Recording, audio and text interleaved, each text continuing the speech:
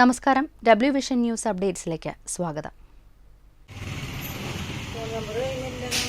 Nipah രോഗബാധയുമായി ബന്ധപ്പെട്ട ഇന്ന് പുറത്തുവന്ന 16 പേരുടെ സ്രവ പരിശോധനാ ഫലം നെഗറ്റീവാണെന്ന് ആരോഗ്യവകുപ്പ് മന്ത്രി വീണ ജോർജ് അറിയിച്ചു.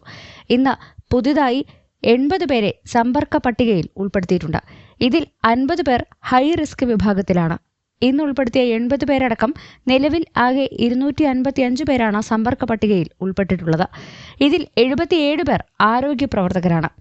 171 പേർ പ്രൈമറി കോണ്ടാക്ട് പട്ടികയിലും 84 പേർ സെക്കൻഡറി കോണ്ടാക്ട് പട്ടികയിലുമാണ്. പ്രൈമറി പട്ടികയിലുള്ള 128 പേരാണ് ഹൈ റിസ്ക് കാറ്റഗറിയിലുള്ളത്.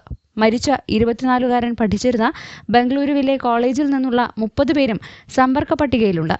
ഇവർ ലോ റിസ്ക് കാറ്റഗറിയിലാണ് ഉൾപ്പെട്ടിട്ടുള്ളത്. രോഗലക്ഷണങ്ങളുമായി 4 പേർ ഇന്ന് മഞ്ചേരി മെഡിക്കൽ കോളേജ് ആശുപത്രിയിൽ അഡ്മിറ്റായിട്ടുണ്ട്. ഇവരടക്കം 6 പേർ മഞ്ചേരി മെഡിക്കൽ കോളേജ് ആശുപത്രിയിലും 21 പേർ പെരിന്തൽമണ്ണ MES മെഡിക്കൽ കോളേജ് ആശുപത്രിയിലും അഡ്മിറ്റായി ചികിത്സ തുടരുന്നുണ്ട്. നിപ ജാഗ്രതയുടെ ഭാഗമായി മഞ്ചേരി മെഡിക്കൽ കോളേജിൽ 30 ഐസൊലേഷൻ മുറികളും 6 ICU ബെഡുകളും 6 വെന്റിലേറ്ററുകളും തയ്യാറാക്കിയിട്ടുണ്ട്. ഫീൽഡ് സർവേയുടെ ഭാഗമായി മമ്പാട് ഗ്രാമപഞ്ചായത്തിലെ 1576 വീടുകളിലും വണ്ടൂരിലെ 1711 വീടുകളിലും തിരുവാലിയിലെ 1694 വീടുകളിലും അടക്കം ആകെ 4981 വീടുകളിൽ ഇന്ന് സർവേ നടത്തി. 146 ടീമുകളായാണ് സർവേ നടത്തിയത്.